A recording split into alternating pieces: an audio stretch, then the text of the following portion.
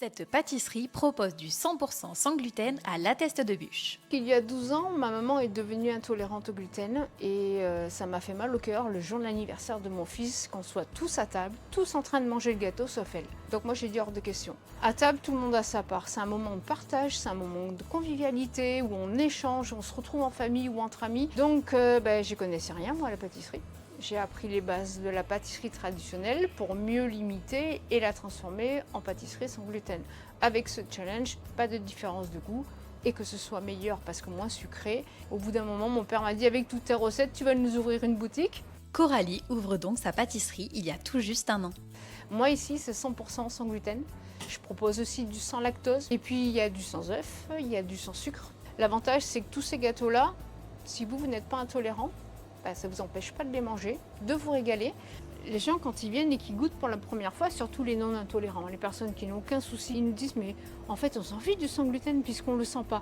Par contre, on sent deux choses, que c'est moins sucré et on sent le fait maison. Alors, la petite marguerite, c'est une petite création d'ici. C'est une compotée de framboise avec une crème passion et une petite meringue dessus pochée comme une petite fleur, d'où le nom. Et c'est un dessert que j'ai créé juste parce que c'était les saveurs de Noël l'année dernière. Et en fait, elle a tellement plu que ça fait un an qu'elle est dans la vitrine.